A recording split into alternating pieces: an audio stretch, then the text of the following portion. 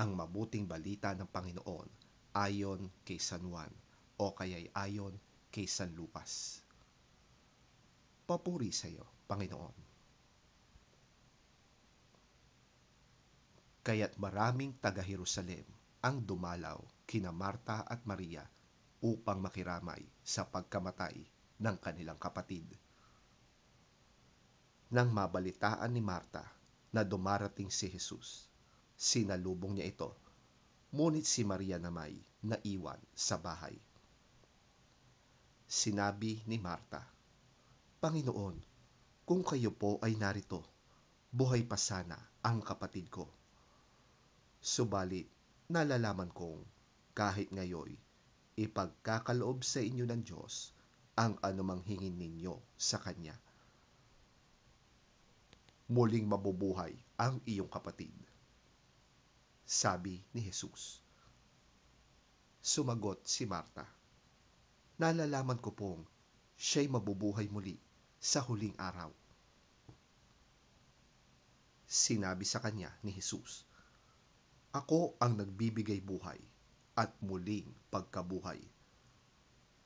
Ang sino mang sumasampalataya sa akin, kahit mamatay, ay muling mabubuhay. At sino mang nabubuhay at sumasampalataya sa akin, ay hindi mamamatay kailanman.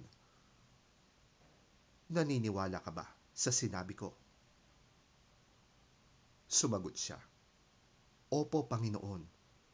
Sumasampalataya po ako sa inyo at naniniwalang kayo nga ang Kristo, ang anak ng Diyos na paparito sa daigdig."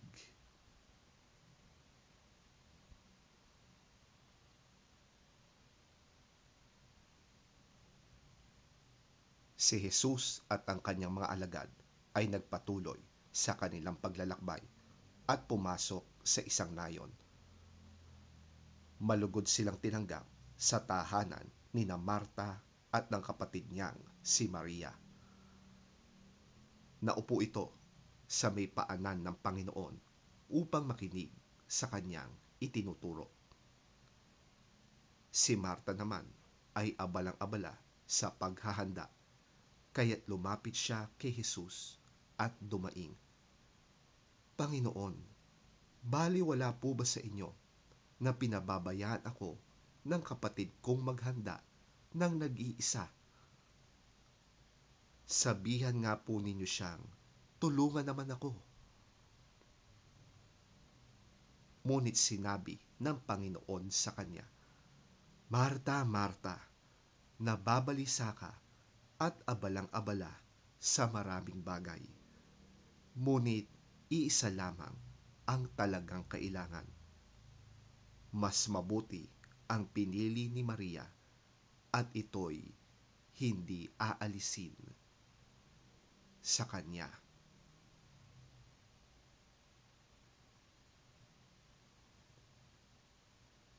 Ang mabuting balita ng ating Panginoon. Pinupuri ka namin, Panginoong Hesukristo. And many Judeans had come to see Martha and Mary to comfort them about their brother's death. When Martha heard that Jesus was coming, she went out to meet him, but Mary stayed in the house. "If you had been here, Lord, my brother would not have died. But I know that even now, God will give you whatever you ask him for." Your brother will rise to life. "I know that he will rise to life on the last day." I am the resurrection and the life. Those who believe in me will live, even though they die. And those who live and believe in me will never die. Do you believe this?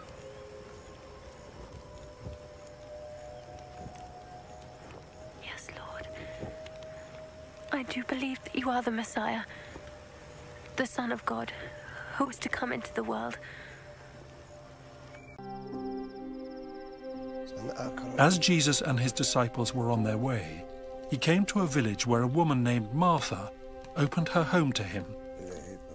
She had a sister called Mary, who sat at the Lord's feet, listening to what he said. But Martha was distracted by all the preparations that had to be made. She came to him and asked, "Lord, don't you care that my sister has left me to do the work by myself? Tell her to help me." "Martha, Martha," the Lord answered, "you are worried and upset about many things. But few things are needed, or indeed only one. Mary has chosen what is better, and it will not be taken away from her."